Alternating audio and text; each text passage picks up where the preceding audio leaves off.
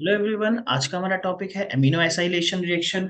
और amino acylation reaction को पढ़ने से पहले हम एक टॉपिक पर डिस्कशन करेंगे। देखिए, हम सभी जानते हैं, अगर बात किया जाए एमआरएनए की, हम जानते हैं कि एमआरएनए में स्पेशल ट्रिपलेट होते हैं जिसे बोला जाता है कोडॉन।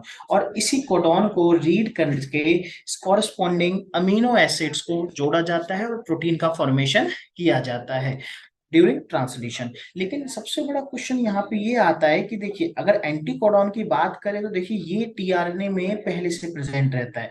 लेकिन यहाँ सबसे बड़ा क्वेश्चन ये है कि टीआरएनए के एसेप्टर आर्म में अगर आप देखेंगे, यहाँ पे अमीनो एसिड अटैच रहता है। लेकिन यहाँ पे क्वेश्चन ये आया कि किसने अमीनो एसिड को टीआरएनए के एसेप्टर आर्म में, देखिए ये जो आर्म होता है इसे बोला जाता है एसेप्टर आर्म, एसेप्टर आर्म में अटैच करा। तो इसका आंसर मिलेगा हमें एमिनो एसाइलेशन रिएक्शन से। चलिए आइए देखते हैं कि इस स्टेप में क्या होता है। एमिनो एसाइलेशन रिएक्शन की बात की जाए तो ये दो स्टेप में होता है। सबसे पहले एमिनो एसिड को एनर्जी करेंसी मॉलिक्यूल एटीपी के साथ यहाँ पे अटैच किया जाता है, जिससे ये जो बाईफॉस्फेट है ये बाहर निकल जाते हैं और एमिनो एसाइल एएमपी बनता है। फिर एमिनो एसाइल एएमपी बनने के बाद ये टीआरएनए से अटैच होता है और फिर ये बनता है amino acyl tRNA and AMP. आइए डिटेल में देखते हैं कि ये सारे रिएक्शंस कैसे हुए। देखिए, अगर सबसे पहले हम अमीनो एसिड की बात करें तो आपको याद होगा फर्स्ट स्टेप के अंदर अमीनो एसिड जो है वो एटीपी के साथ अटैच हुआ था। चलिए मान लेते हैं कि ये एक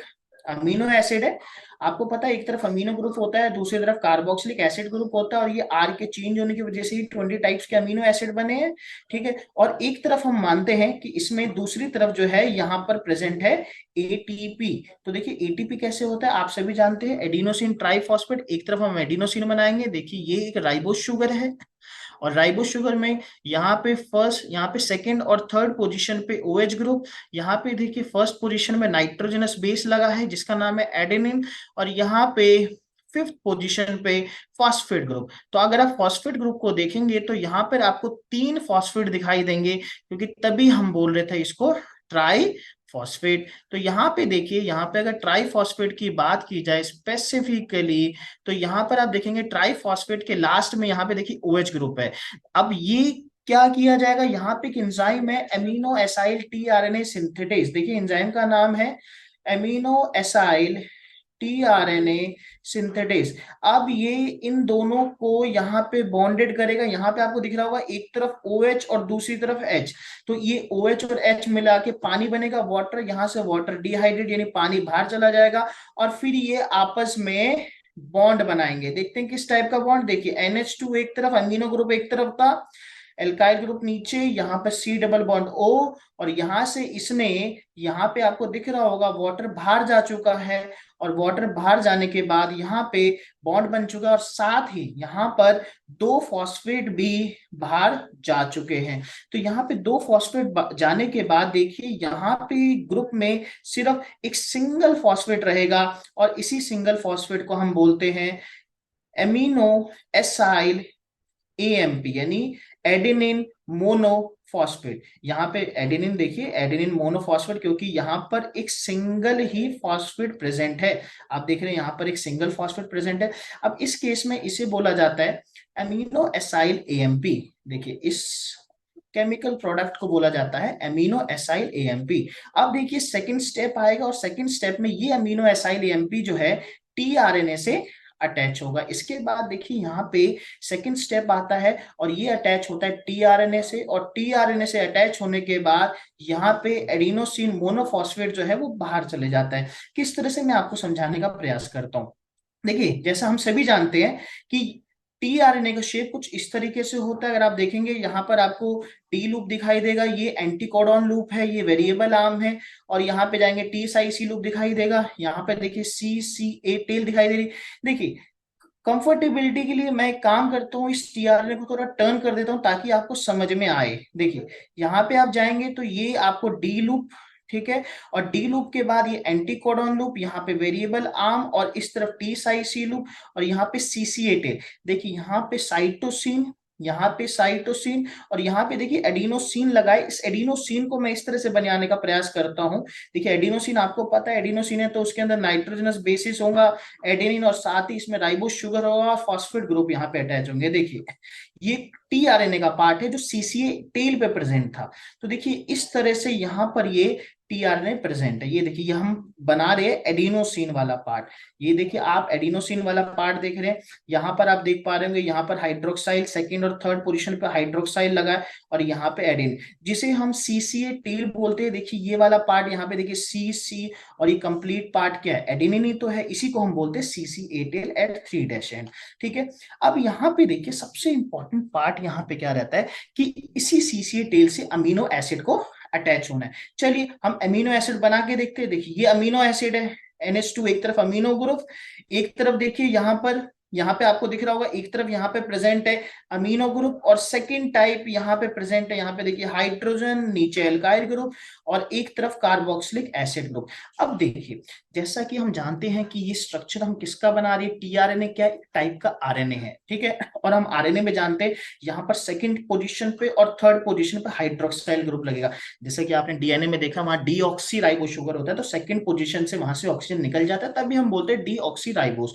लेकिन यहाँ पे प्रेजेंट है, तो देखिए यहाँ का जो OH ग्रुप आप देख रहे हैं, इधर कार्बोक्सिलिक एसिड पे OH ग्रुप देख रहे हैं, तो इसके पास दो पॉसिबिलिटी बनती है, या तो ये थर्ड पोजीशन वाली OH की तरफ चले जाए, या ये सेकंड पोजीशन वाली OH की तरफ चले जाए। तो इस हिसाब से अब ये काम भी कौन करेगा, अमीनो एसाइल टीआरएनए सिंथेज। तो देखिए अब यहाँ पर जो आप अमीनो एसिड देख रहे हैं उसमें कार्बोक्सिलिक एसिड का जो OH ग्रुप है उसके पास दो पॉसिबिलिटी है, सेकंड पोजीशन के OH ग्रुप से जुड़ने की और थर्ड के ग्रुप से जुड़ने की।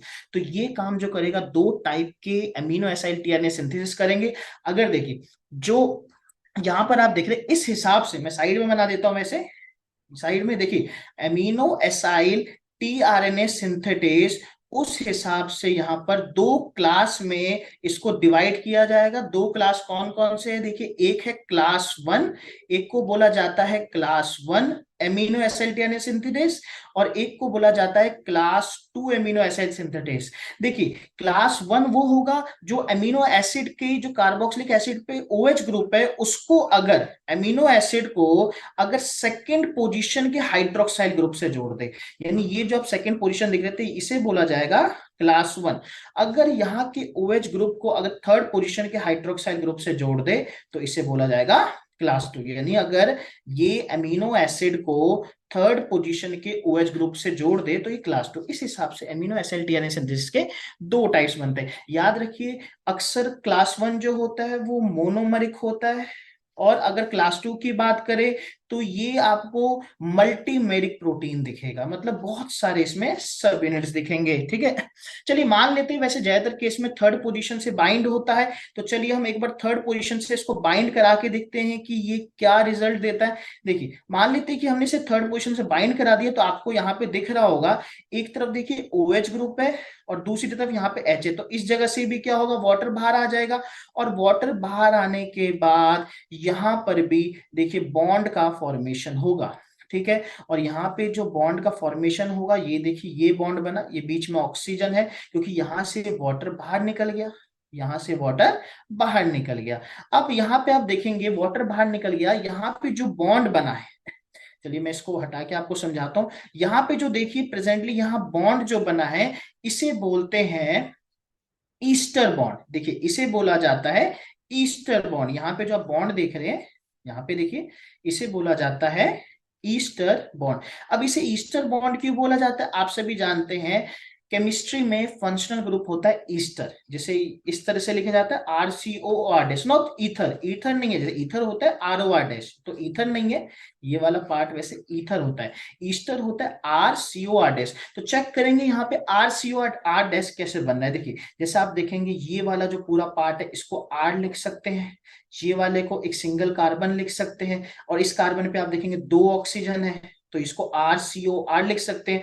और इस राइबोस शुगर में आप देखिए ये सब एक कार्बन से जुड़ा है, तो इसको R डैश लिख सकते हैं। तो इस हिसाब से देखिए यहां पर आपको दिख रहा होगा कि एक सिंगल R, उसके बाद कार्बन पे आप देखिए 2 ऑक्सीजन प्रेजेंट है और R डैश, तो इस हिसाब से ये ईस्टर बॉन्ड बना रहा है। ठीक है, तो इसलिए ये जो यहाँ पर tRNA से जब अमीनो एसिड जुड़ता है तो ये कौन सा बॉन्ड बनाता है, ईस्टर बॉन्ड बनाता है। और इस स्टेप के बाद जो tRNA होगा, ट्रांसफर आरएनए होगा, उसे चार्ज बोला जाएगा, चार्ज बोला जाएगा। और दूसरे केस में उसे एसाइलेटेड बोला जाएगा। एसाइलेटेड क्यों, क्योंकि एसाइल ग्रुप ऐड हुआ है। देखिए एसाइल ग्रुप क्या होता है, RC डबल बॉन्ड O।